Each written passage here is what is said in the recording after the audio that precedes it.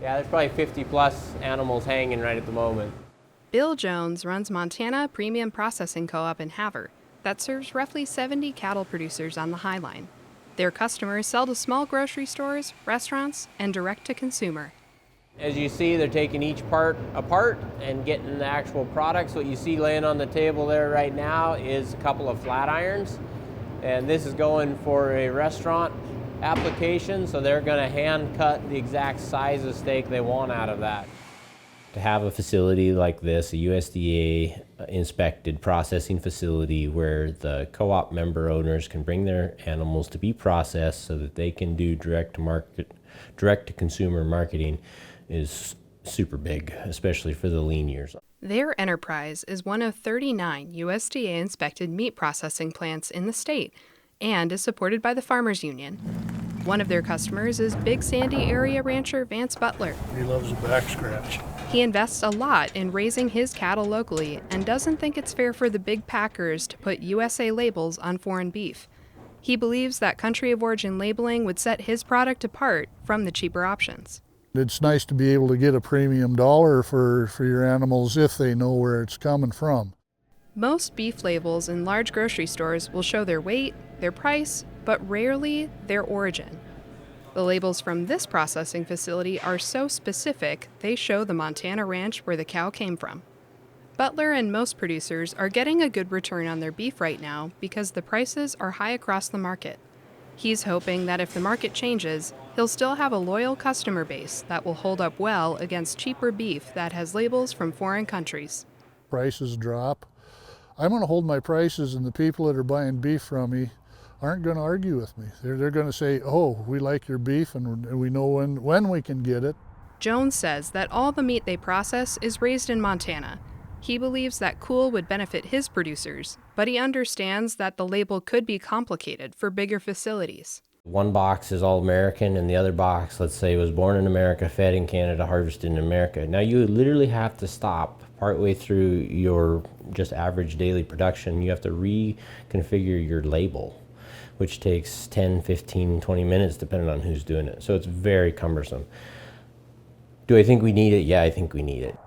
Jones's facility opened in 2022 and is one of the many helping beef processing make a comeback in Montana after much of the state's packing facilities closed during consolidation in the 20th century. Not having cool only benefits the big four packers, and it's at the expense of the producers, and it's at the expense of consumers. And so these four large packers, they have total concentration of this. They control the markets. They take in product from Brazil, Mexico, that don't raise their livestock to the same standard that we do here in the United States.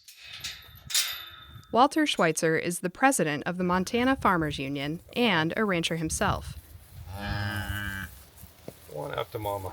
He believes that local producers and processors should be rewarded for their efforts with a cool label. Truth and labeling. Let the consumers know where their products come from. You know, we have country of origin labeling for all other food products: fruits, vegetables, nuts, coffee, seafood, lamb, poultry, everything but beef and pork. Unlike the local cattle producers and processors, the Big Four have access to cheap foreign beef. They can import it, process it at a U.S. facility, and then market it as a more expensive U.S. product. Schweitzer says that companies combine foreign beef with U.S. beef, and it's been a lucrative loophole in the current beef market. I mean, beef prices are historically high right now. When we've had high historical U.S. beef prices, we've tended to import more from other countries. And it kind of makes sense why we would, as consumers don't want to pay those high prices, and retailers need to find lower priced beef to sell to their customers, and so they're more likely to find it in other countries. This leaves many local cattle producers with a tough choice. Most either sell their cattle to the Big Four at a potentially lower price, or process it themselves and try to sell their beef at a higher price, side by side against cheaper foreign beef that still may look like a product of USA. And so that's where I think a lot of the push for the country of origin labeling act has come from, is that, that insight from producers that we could get a lot more if we could differentiate our product with a product of the USA label on it and let it compete against, a product that doesn't start or, is from the US. The U.S. did, in fact, have country of origin labeling, but it was repealed by Congress in 2016 after the World Trade Organization ruled the law discriminated against foreign beef. If you're running a meat processing facility, you're going to incur additional costs when you start to take on those animals. And so, they're trying to kind of run a business just like anyone else. And what they started to observe was that Canadian and Mexican animals were not being processed at some of those large facilities. So they were, turned away. And it was really because when you start to put these labels in place, you have to process kind of all together. And so you've got to segregate along those lines. So from what I understand, they showed that there was a cost that was being borne onto the processors. And so they made a ruling that if we continued to label our meats with country of origin labeling, that Canada and Mexico could exercise retaliatory tariffs. And so that, when that happened, that was 10 years ago. And tariffs, retaliatory tariffs, it was kind of like the third rail. So Congress repealed it on beef and pork only. Our cattle herd has shrunk since then. We've lost a lot of ranching neighbors since then. Now, there's a new push to reinstate COOL. Last October, Congresswoman Harriet Hageman of Wyoming reintroduced a bipartisan bill for the Country of Origin Labeling Enforcement Act. The bill aims to prohibit retailers from designating the United States as the country of origin of foreign beef. It also enforces a penalty of $5,000 per pound of beef that's mislabeled. Last November, Representative Zinke signed on to co-sponsor the bill. In a press release statement, he says that if it is marketed as American beef, it should be born, raised, and processed here at home. Zinke and his team did not respond to multiple interview requests for this story. However, Schweitzer says he was one of the ranchers to sit down with him and discuss the possibility of supporting this bill. We met with Congressman Zinke at his home in Whitefish on the back deck and visited with him at length, answered a lot of his questions and concerns. And we finished up that conversation and he says, you know what? I think I'm going to support COOL this time.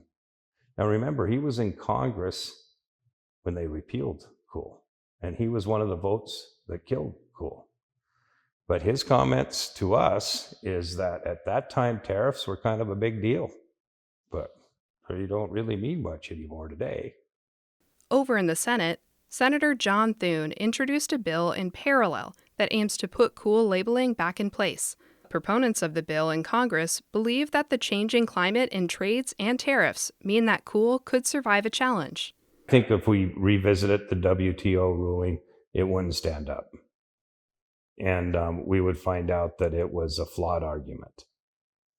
And the WTO in the current trade environment has almost become irrelevant. We reached out to the Big Four companies, JBS, Tyson, Cargill, and Marfrig, for comment on the enforcement of Product USA labeling, as well as COOL. We did not receive a response from them by deadline.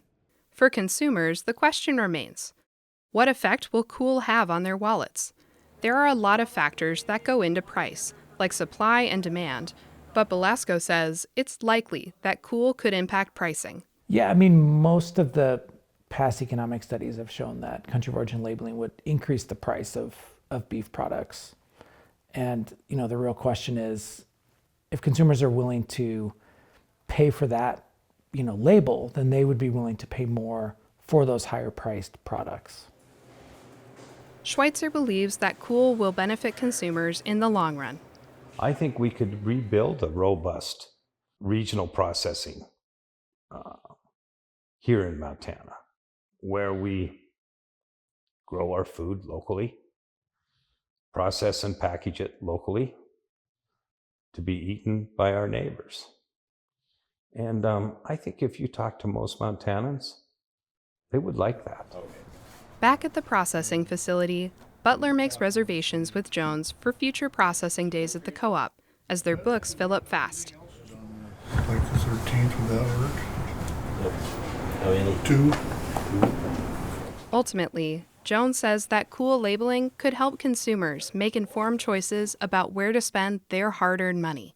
You know, the main thing is just the knowledge of where they want to spend their dollars. So we're all going to spend our dollars, and we should, I think, in America, be educated to spend them where we want to support, what we want to support. So that's the main thing. They can't support American if they don't know that it's American. For Impact, I'm AJ Williams.